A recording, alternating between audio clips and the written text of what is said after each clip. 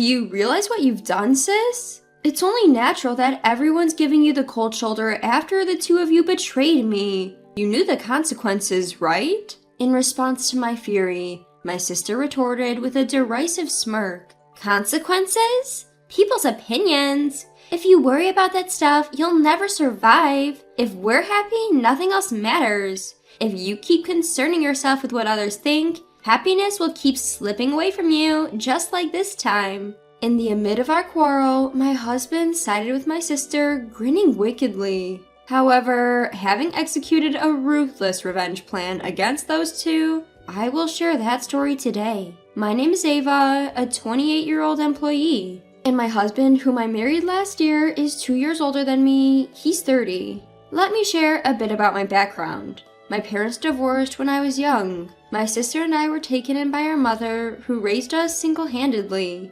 Despite the divorce, we still meet with our dad once a month. I'm not sure how my mother felt, but I loved my dad very much. My mother was tough and always assertive. Always positive, she was like a ray of sunshine for us. However, she passed away due to illness when I was a sophomore in high school. My sister is 3 years older. She was extremely cute from childhood with distinct facial features like a child actress. Even when we walked together as kids, my sister would often get comments from strangers like, "You look like a doll. Are you sisters? You don't look much alike." I was fed up with hearing those insensitively blunt words that hurt me without them realizing it.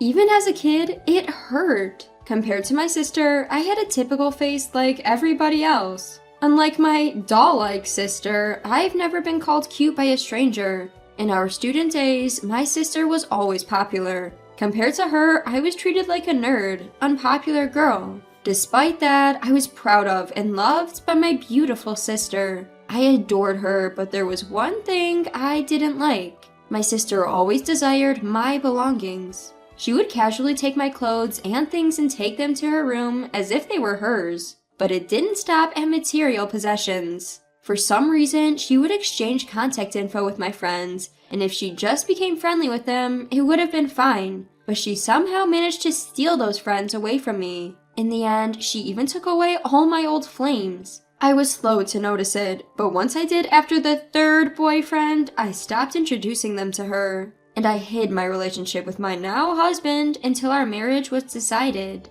During our relationship, she would often say, "I know you have a boyfriend. You can't fool me. Introduce him to me. We're sisters after all." But I told her, "I've decided not to introduce my boyfriend to you anymore because you always take them from me. I'll introduce him to you when we've decided to get married." To this, she laughed off and said, "Oh, are you insecure? The one who gets their boyfriend stolen is at fault, you know. You get them taken away because you don't work on yourself. You reap what you sow. Don't blame everything on me." This attitude reaffirmed my decision never to introduce any boyfriend to her again. Happiness came out of the blue after dating him for a year and a half. He proposed in a chic restaurant, something straight out of my dreams. Of course, I was delighted and decided to get married. Once we've decided to get married, it's time for the families to meet. I also couldn't avoid introducing him to my sister anymore. The day I introduced him to my sister and my father, as expected,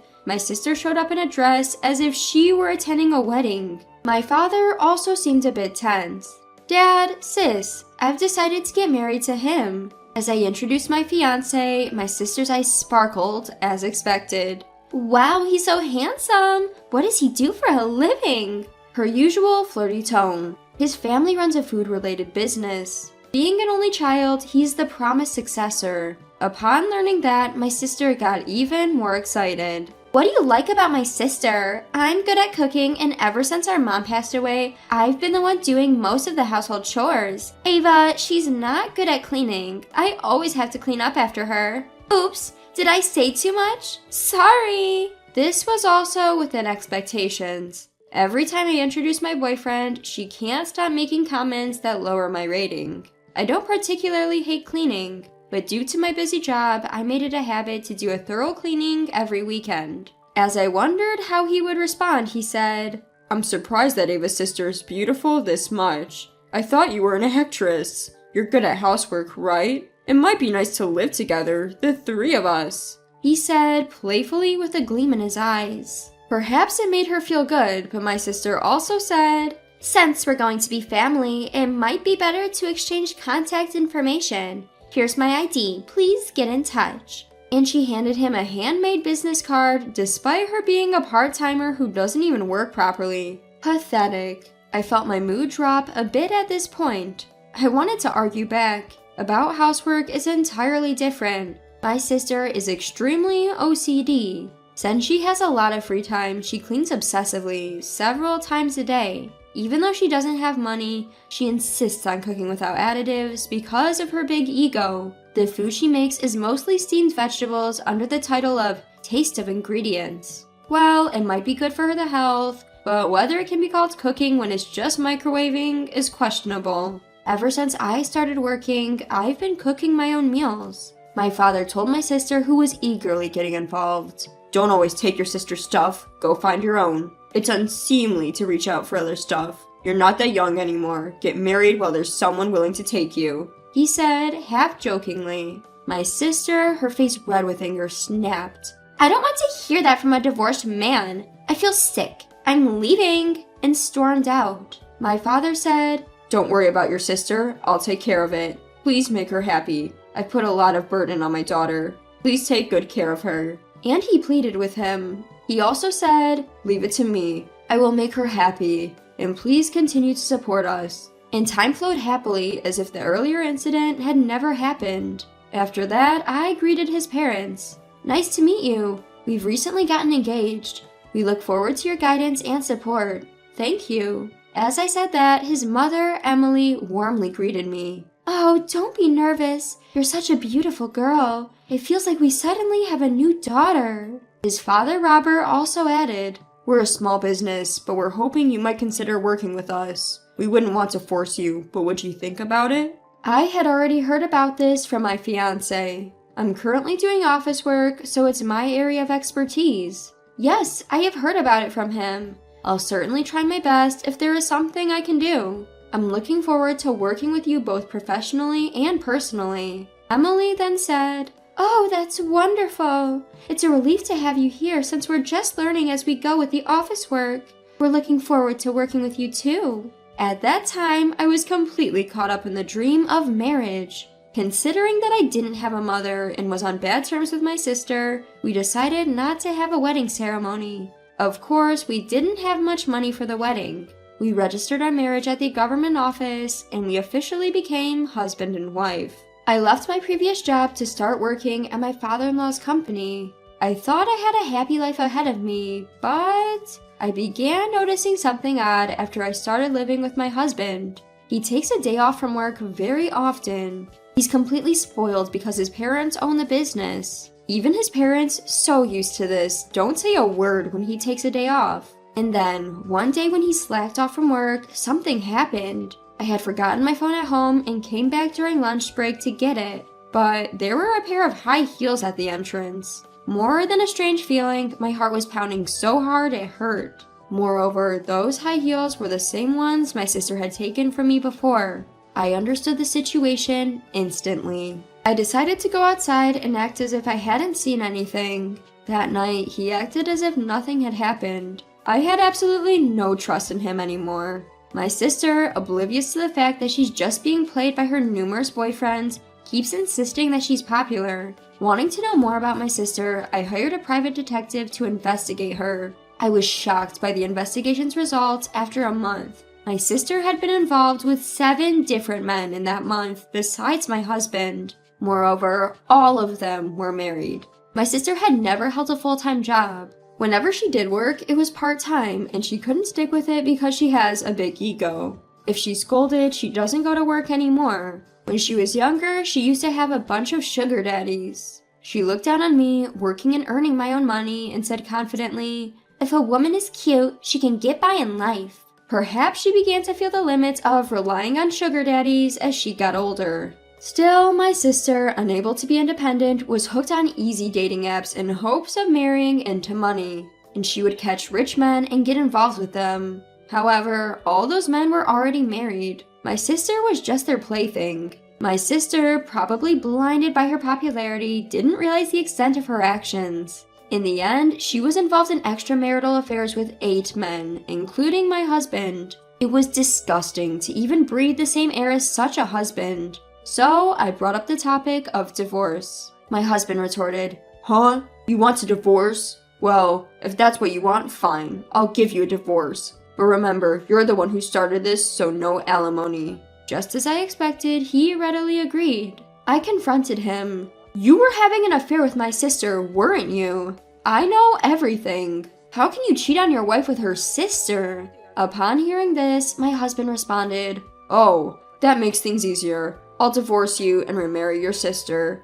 Even our parents know. It'll be quicker to have her over and be a witness to our divorce papers." He then called for my sister. She arrived in a matter of minutes. Seeing my sister only fueled my anger. I asked her, "Do you realize what you've done? It's only natural for others to look at you coldly because you both betrayed me. Are you prepared for the consequences?" In response, my sister just belittled me. "Consequences? Public opinions? If we cared about such things, we couldn't live. If we're happy, it doesn't matter what others think. If you keep worrying about how others see you, happiness will slip away just like this time. I'll also cut ties with you. I've taken the position of the company president's wife." In a sense, I was relieved. The sister I loved so much in my childhood is no longer there. If I can cut ties with her, I'll gladly do it. The divorce was finalized without a hitch. I told them, "I don't want alimony. In return, never see me again."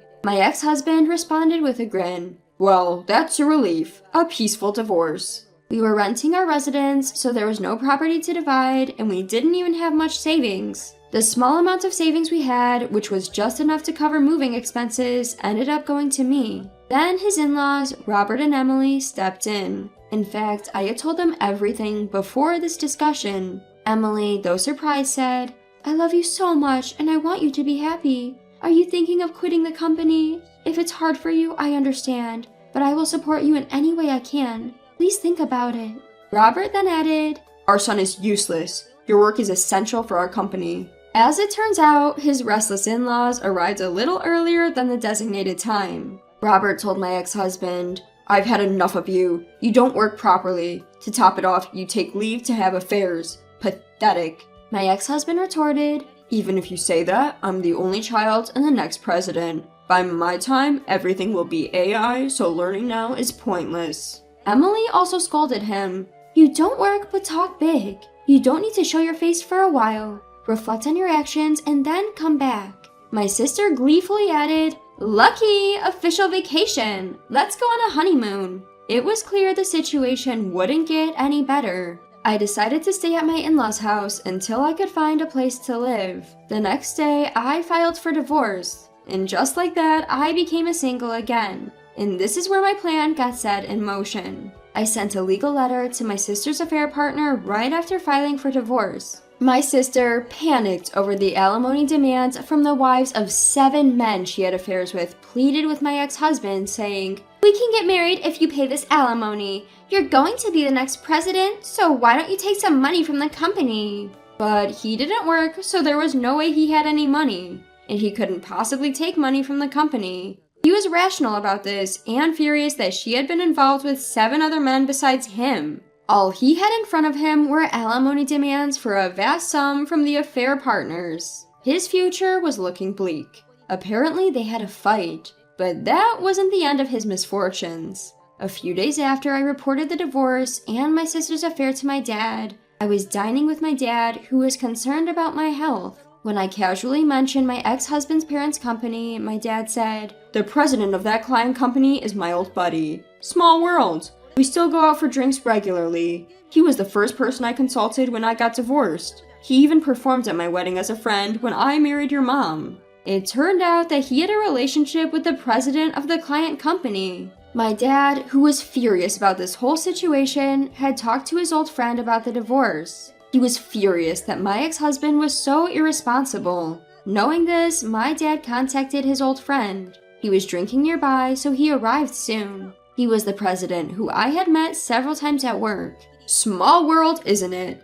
I can't forgive that guy who hurt your beloved daughter. I'm going to take action immediately. Don't worry, I won't let anyone but him be unhappy. He ended this topic quickly and began to tell stories about his childhood with my dad. The next day, when I went to work, Robert looked a bit panicked. The client company said that they cannot trade with a company where my son will be the next president. Following that, related companies have also proposed to stop trading. He said. Emily also said, well, it's natural to hear such a divorce story. Trust is the most important thing for a company like ours. When I tried to contact the client company, Emily said, it's okay, it's not your fault at all. It's karma. It's about time that lazy son got a reality check. It's natural for a company to want to get rid of him. We've spoiled him too much. He's always skipping work without permission, slacking off when he's there, and then he has the audacity to suggest that manual tasks could be done by AI. He's not welcome in our company anymore. If we left the company to him, it would go under. Hearing this, Robert also said, you're right. The company would just go under if he took over. I have a proposal. It's a bit sooner than planned. But Emily, can we tell her about that thing? When he asked Emily, she said, this is perfect timing. Go ahead, darling. Then Robert said, this is something we've discussed before the divorce, but my foolish son is good for nothing. He's a burden to the company. Therefore, I'd like you to learn various aspects of the job over the years as a potential future president. This is not about blood relations, but a proposal to protect your precious company. I hope you will accept it. I was taken aback. I didn't have confidence in myself, but I dearly loved them, Robert and Emily. I want to help them. Without hesitation, I answered, I will do everything I can. I want to be of help to you, Robert and Emily. Please allow me to continue working in this company. I wish to be able to protect this company over the years. I'm at your service. The two of them were overjoyed. Even though our form as a family has ended, I'm happy to have a deep relationship with them. Upon our decision, Robert called in my ex-husband. Feeling the unusual atmosphere, my ex-husband appeared promptly. I explained the circumstances. My ex-husband had been smugly assuming he'd be the next president. When he found out that I had inherited the position of the next president, he started yelling at me. Playing the victim, huh? A plain Jane like you needs to have a decent personality to survive. Trying to assert my company. I've got no intention of stepping down, he said. Before I could retort, his father Robert cut in. What kind of language is that for a future president? You're nothing more than a ghost employee who barely works. We no longer need such an employee in our company. You're fired. What's that all about? I pass on the sinking ship of a company that's on the verge of going under. I'm quitting. Give me a severance pay of $100,000. He was talking nonsense. It felt like talking to an out-of-touch child. His mother, Emily, was laughing. There's no way we have severance pay to give to you. If you say so, we'll have you compensate for all the losses the company has incurred due to your mistakes. You can't do that, can you? If so, you should quietly step back. He puffed up with an annoyed look on his face and blurted out, Geez, leave me alone. I ain't dealing with you folks no more. Don't come crying to me in your old age, 'cause I'll kick you to the curb. It was hard to believe that he would say something like that to his parents. Robert chuckled. Ha! No matter how hard times get, I ain't gonna come crying to you. Sorry, but this here company is doing way better than you think. Ain't never crossed my mind to rely on you for my retirement. And with that, my ex-husband said, We're done here, and stormed out. We all looked at each other and couldn't stop laughing. Emily chimed in, Good riddance. Knowing him, he'll be back crying in no time. But I ain't lifting a finger to help him, no sirree. It ain't doing him any good. Robert added, That's right. Well, gotta thank him for finding us a darn good successor to take over the business at least. My ex-husband said it's a peaceful divorce, and I reckon he's right.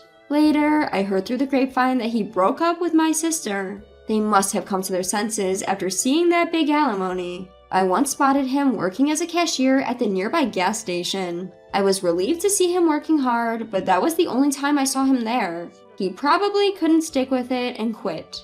As for me, I'm working my tail off in sales alongside the president. I absolutely adore Robert and Emily, who treat me like their own daughter. The company is bustling, with more clients and new hires coming on board. I'm having a ball at work. Can't help it. My love life is in the pits, but my social life is through the roof. a fantastic family in Emily and Robert, and a job I love. Life's just peachy right now. No more ties with my good-for-nothing sister, so no troubles whatsoever. I'm grateful for the connection my ex-husband gave me.